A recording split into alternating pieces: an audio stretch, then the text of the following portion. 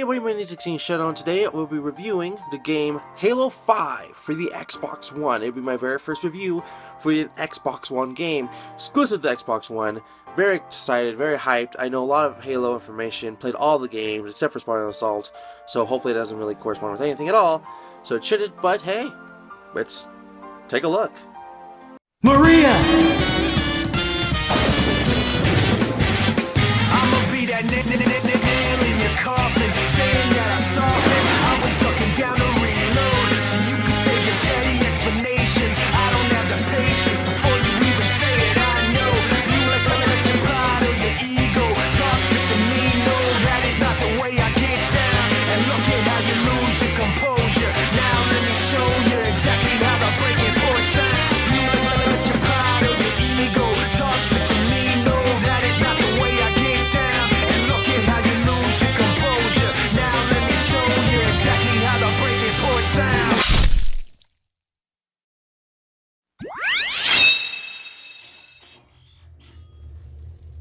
So Halo 5 Guardians.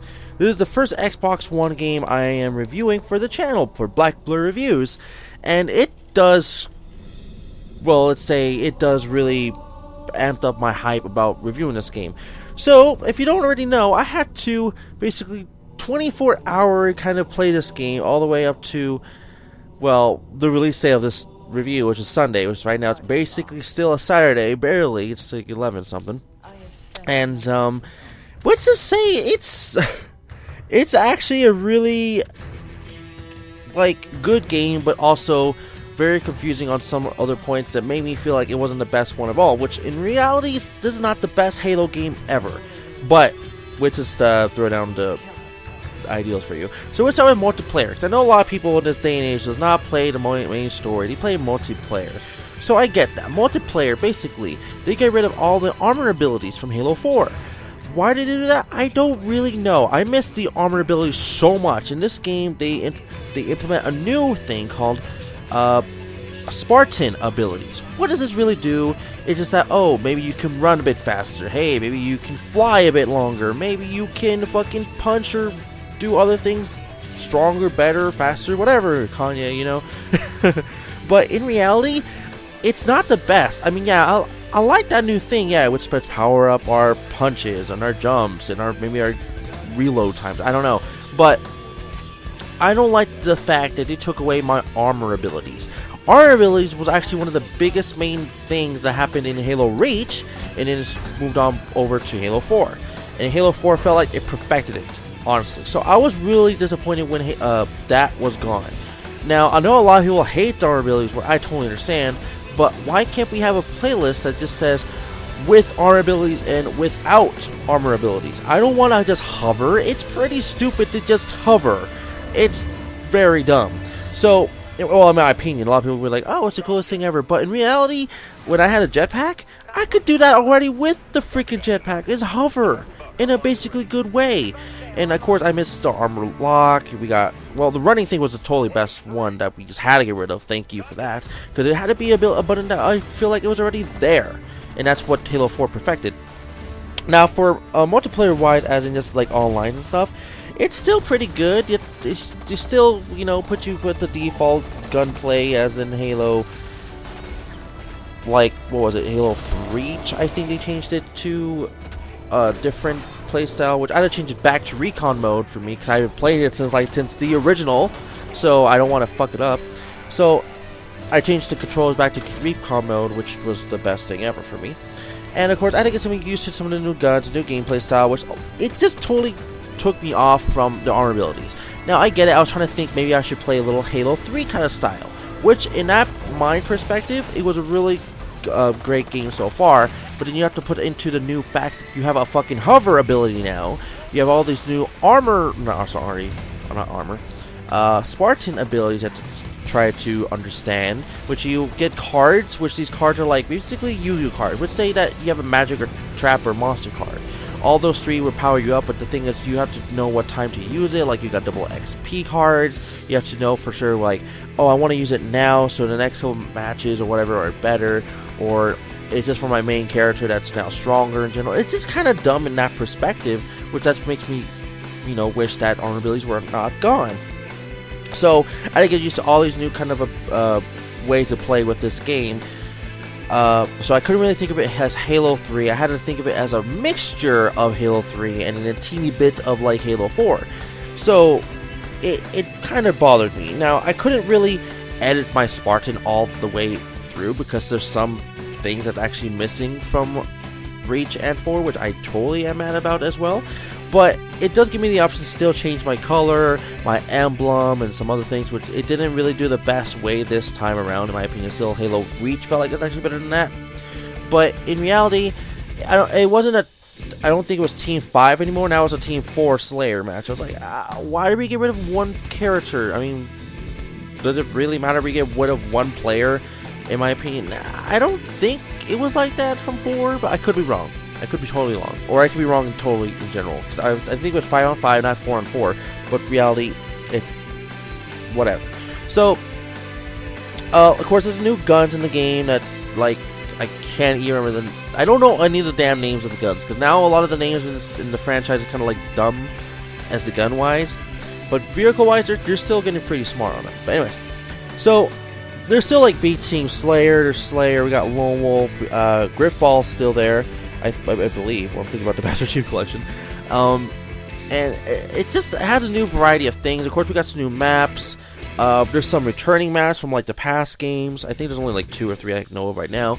And the cool thing about in DLC mode is that, well, DSM mode, and DLC wise, they announced that there's going to be free maps throughout the entire rest of the time the new maps are coming out. So you don't have to purchase a single map, which I actually really like. They kind of bring that from like a Splatoon kind of feel. Not new guns wise, but new, well, maps wise, which I'm actually very happy about. Now I'm not sure about Spartan abilities, but saying I really want my armor abilities back, guys. Come on. Jetpack, fucking cloaking. We got fucking armor lock. God damn, man. My jetpack. Fucking now fucking Star Wars has that shit now, but whatever. And just in general, yeah, you can make your Spartan look exactly like Master Chief still, or an ODST or anything. I think I have mine as in the hardest helmet to get in Halo 3, in my opinion, or it was the hardest one.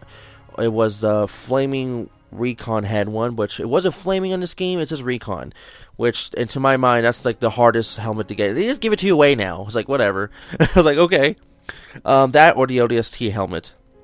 And of course you can, I think you can like change the visor and stuff. And you can still use your headphones, or sorry, headset to talk trash on the internet, on Xbox Live, or just like whatever. But in reality, it didn't feel like anything well new. It didn't make me feel wanting to keep playing all the way through on multiplayer wise.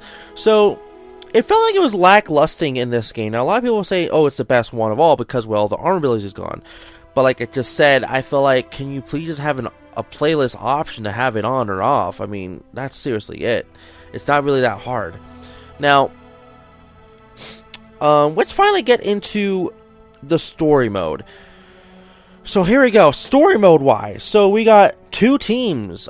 We have Team Blue. We have really Blue team, which is actually Master Chief's own team, which is weirdly enough. You might be saying the other team must be Red Team. I thought so too, until they revealed the name, which was called Team Osiris. Now, Team Osiris actually sounds pretty badass. I like that name alone. And that team is being led by Spartan Locke. Yeah, that's actually its name, Locke. Not like the armor lock ability, like I was just mentioning ago. No, Spartan Locke. So Locke has his own team, which his team, I believe, has the team members of Val, Tanaka, Buck. Buck is actually from Halo 3 ODST, which I was like, wow, really? They brought him back. That's pretty badass. And of course himself, Locke. Now, in Master Chief's team, he still has, I think, the same ones from like Halo Legends, that movie thing or whatever. Or I don't know. We got Kelly, Frederick, and sorry, the last one just kind of loses me on it. Come on, it's there in my mind, but whatever.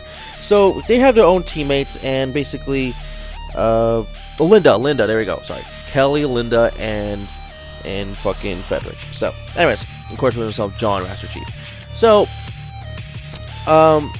we start the game off with Team Osiris. They're on their own mission trying to save the doctor from the last game that was telling us about stuff from like, oh, this is Cortana's lifespan dying and shit like that. Okay, got it. So that while they're doing that, Blue Team, Master Chief's team, is on a mission to... I don't really know. I don't think they really explained it all that well. They just had a random mission for some reason, in my opinion. And they're like, okay, cool, they finally completed it. So on both sides, Team Osiris, they're like, okay, cool, we saved the doctor. Now let's go back to our home base. While Blue Team, they got like misinformed communications-wise stuff, misleading, I guess we could say, by Cortana. Now, we all thought Cortana was dead from the last game, except if you read the Halo something book. I forgot what it read. It was a damn book from whatever. Anyways, so if you read that book or whatever, there was a hint that Cortana will be alive. And of course, in this game, it shows that, yeah, Cortana is alive, supposedly. So, Blue Team goes off from the mission when I think they completed anyways. They just never returned home to say they finished their mission. They went on to find Cortana. And that's where basically the main plot is starting to go on. So, Blue Team went out to go find Cortana. While Team Osiris, when they get back to their base, they found out that the Blue Team hasn't returned in a very long time. There's no communications, no, like, information where they have gone other than that planet, which, they go back to that planet finding out that Cortana has misled them, knowing that she's alive. So, which fucking, I don't know, like fucking, like they have to just go find a Blue Team. So basically, in a nutshell, but you're gonna hate this for me or not, the whole game is basically Team Osiris locating Team Blue. No lie. Team Osiris looking for the Blue Team the whole damn game. At some point, we do find the Blue Team, but they're like, oh no, we need to know if Cortana's okay. So my team is going to go with me to go find Cortana. And then while Spartalok and his team is like, no man, don't do it. It's a bad idea. And if she is alive, we have to do this together. Or at a later point, at a rendezvous point thing, back at home base where we could do this all strategic like. And the Master was like, no man, you take too long. My gut feeling is telling me that Cortana's alive out there, and she's calling me for some damn reason, and blah blah blah. And I'm like, alright, okay, whatever. So they basically fight, and then after whatever so wins, I think it's Master Chief wins or something like that, and Spartalok fucking gets all ghetto. I was like, yeah, I got a gun now. But she basically lost because she pulls out the gun. A portal like kind of just opens out of nowhere, making Blue Team go in there, and then Spartalok seems like, well, our mission has just extended to now find Blue Team again and stop him from communicating with Cortana. And that basically does not happen. Blue Team just basically corresponds and finds Cortana, well, on his base called Genesis. Which, if you don't know, the word Genesis means a new beginning or something like that. So, or a beginning of something. So it's basically the beginning of her rebirth. Because in general, later down the line, Cortana tells Blue Team that her lifespan has been fixed. She is no longer going to die because of this Genesis kind of power she found or something. She is no longer going to be like all crazy about to die, like fuck you, like the last game, like the fourth one. And there's like no mention at all about the Didac other than like, oh, well, Cortana and me was fighting the Didac and blah blah blah. In this certain thing, and she's not in control of the Didac. So they're not talking about like he's there, Didac. They're more like was talking about in like past tense, like, oh yeah, the Didac is dead, or he did this and that to me, and blah blah blah. So in that perspective, I'm like, okay, so no mention in realistic time that he's alive, the Didac is there at all, which he's not in my mind, I think, because there is a new guy called like the Warden or something, or something. But he's kind of like a Didac in a way, but he's not as strong as a Didac. But he is pretty cool and shit, so. Anyways. Basically, Team Osiris now is on a bigger mission to find a way to get to the Blue Team So before they do anything stupid, which they go like across planets and missions just to go find a way to contact or even get to Master Chief and his team, which is pretty like, wow, are you serious right now? So it's like, okay, Team Osiris, we have to get help from everybody that even knows Master Chief's like movements or abilities or capabilities or how he thinks and stuff. So they're like trying to get every single information from like any Spartan or person that kind of helped them. But the thing is, with everybody that's helped Master Chief already has basically already died. So in a nutshell, they're like beating the fuck out of like every single fucking Peruvian. I know their name's not really Peruvian. It's like some other damn name, Peruvian or something like that. I don't know. Peruvian fucking enemy, like main boss or something. And of course, there's some Covenant's people there. It's like, yeah, we're Covenant. Why are we here? I don't know. Because, well, we're a staple of the franchise. I don't know. So they're there basically trying to fight the freaking the Didact Peruvians or whatever. And they're just not getting too far into the stupid like things. Covenants are kind of like irrelevant at all in this game. It felt like they're just there. They're just there again. Like the last game, they're just there. There's no point of you guys being there, even though we thought we killed all of you because of the whole Halo went off kind of thing. But apparently no, you're all alive somehow still. Just fuck Halo, I guess. That's kind of what I'm seriously getting out of this. It's like that big Halo, like that's gonna end all humanity. It never really like actually did its job. I guess it stopped humanity for like a certain like length, not like all of existence, but like a certain length, and that's seriously it. So like, okay. Oh, by the way, I forgot to mention, this game now supports 4-player co-op, which it did already with the other games. I think up to like Halo 3, but this time you can play as in like, oh, you're Tanaka or fucking Val, Buck, Linda, Kelly, or Frederick, other than Master Chief and or Locke. So that's pretty cool as well. And it's just this whole game, Master Chief is kind of like trying to get his memory, like what is Cortana trying to do and shit. And then we basically learn after a certain mission with Team Osiris, finding out that freaking Cortana's like, hey, I'm on a mission to save the universe.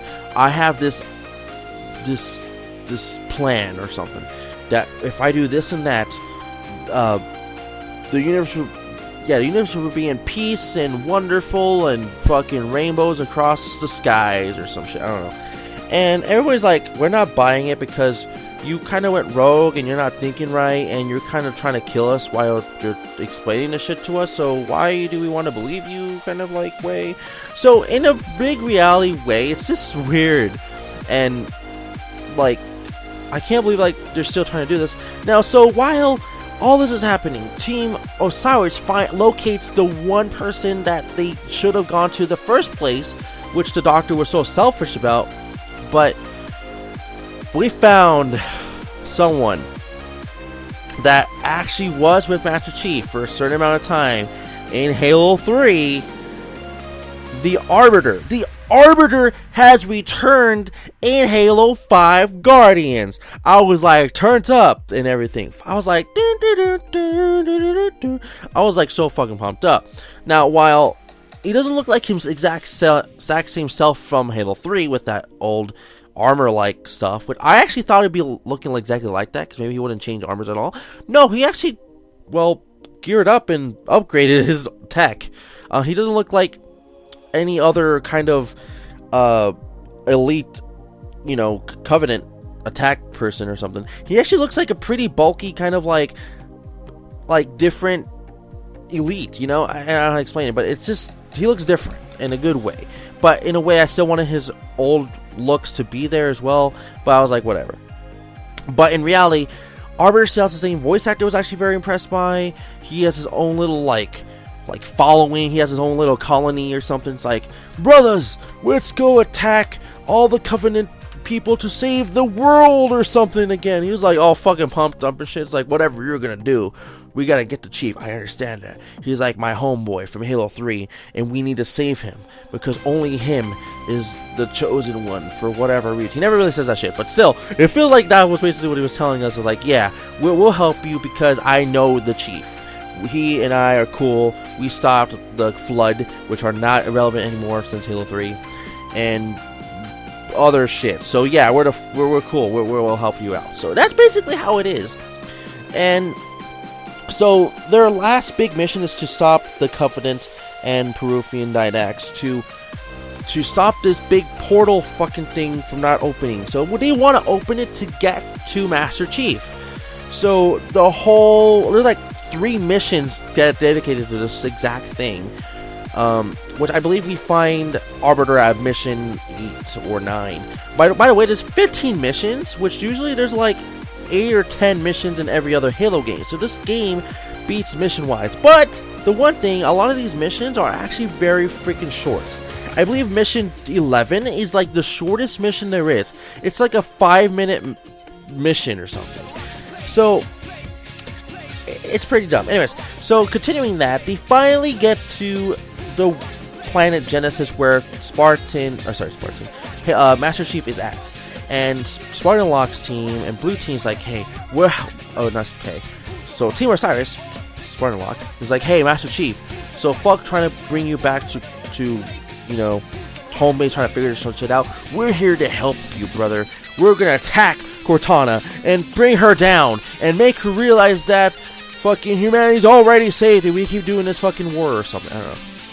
And Master Chief's like, okay, you can help me. But then Cortana's like, nah, niggas, you can't be here. I'll just push you away. And that's basically what happens. She pushes them away, and now Blue Team is alone again, while Team Osiris is like, well, we can't really do much for Master Chief, but all we could do is try to get to him one more time. One more time to see if he's okay while fighting Cortana. Or something. So that's basically what they do. And Blue Team is like, okay, let's actually get to Cortana now, while stop being trapped in this big fucking maze of wondership of what Cortana's trying to tell us. Let's actually get to her now. So they finally get to Cortana, finally, after all the shit. And then the last boss, the Warden, the one we were like worried about since like mission 10 or something, he's like, I'm finally here to kill you, and then you will die. And then Cortana's like, Warden, stop, you dumbass, or something. This is not the time for this. And then she just kind of like makes him go away, like he's not even a thing. He was like a digital thing. And I was surprised, like all she did was touch him. That's all he did was touch him. And he's gone. And I'm like, what the fuck?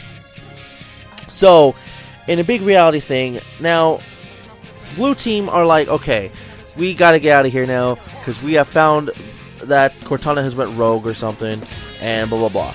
So they're like, okay, cool, let's get the fuck out of here and try to get home with Team Osiris now. Well, now Team Osiris has to get to freaking Blue Team. Blue Team can't reach a certain objective that they destroy a certain like ball thing. So Cortana is now trying to stop them and putting all her efforts into Team Osiris. Now Team Osiris is like, all right, let's get to this, and it's basically apocalypse now. It's like apocalypse right now that they're trying to get to, and there's so many enemies. It gets harder and harder and harder throughout every single thing. And then when they finally reach that ball, Cortana is putting her own efforts into it, other than sending more freaking enemies. She's making like pulses and fucking waves of like earthquakes and shit, just trying to stop them, especially Spartan Locke, which he finally does and beats the fuck out of the core of Cortana. And now Cortana has to retreat to go to somewhere else, which she retreats into the Infinity freaking warship, that freaking UNSC or whatever their company's called, the Spartans are like, their home base kind of is for right now. And they're like, well, you guys are gonna stop and blah blah. She summons out like this big fucking bird thing, which is out through the whole franchise, but I still don't know the damn name of it. And she was about to like stop humanity's like electronics all at once, and they kind of like went into hyper space drive or something. And then that's kind of really it. And while Team Osiris and Blue Team, they finally get together, they finally get to home base, and we finally get to Arbiter and the Doctor. And what the Doctor says, you're finally home. And that's it. I'm like, what? So this whole game story was basically which find Cortana, and which go find Blue Team, which beat Cortana, which don't actually beat Cortana, which just get back home, and learn that Cortana went rogue. That's basically this whole entire game. No lie. And I was kind of very frustrated about that, but also kind of very sad about that. But we learned that Master Chief houses all these Peruvian powers because of his DNA, blah, blah, blah, from like the 4th game. But this game is really nothing about him. It's just about Cortana knowing that I can save the world. I am humanity's only faith. I can change this into war or peace or stuff like that. And that's kind of really it. There's nothing really else much to it other than we have Team Osiris and Blue Team now teaming up with the Arbiter to see if we could take down Cortana. So, in general, it's a good game, but damn, son. So, if you want to know what my final opinions on Halo 5 Guardians, I have to give it a freaking 8 out of 10. Now, for plot-wide, it's very stupid. Now, for armor ability, it's gone, which is also very stupid. But I do like all the new things they try putting into the game and implementing with the game and knowing more team members about the game. But it felt like the whole game's mission itself was very pointless in a big reason. So I felt like Halo 4's missions were better, but the gameplay wasn't better than 5, which I gotta give 5 a pretty good, decentable. Now, I have to put that maybe in the lower than Reach or something, because this is how my perspective is. Halo... so, okay. So Halo 4 is the worst. Halo 1, then Halo Reach, then Halo 5, then 2 and 3. That's my perspective on this. So I have to say, go check it out, but it's not the best one in the franchise, but it does have really good visuals of graphics and all that. But I have to say, it's at your own risk. But anyways, that's it for my review on Halo 5 Guardians, and I have to say, just like I said, an 8 out of 10. Now, there's really not much else to say other than that. So, I'm gonna miss hard abilities, and hopefully the next Halo game would actually be, well, plot-wise, actually really good, and like, oh my god moments. Not too many of that in this game. Anyways, thank you all for watching already, and I'll see you guys all for the next Black Blue reviews, alright? Deuces!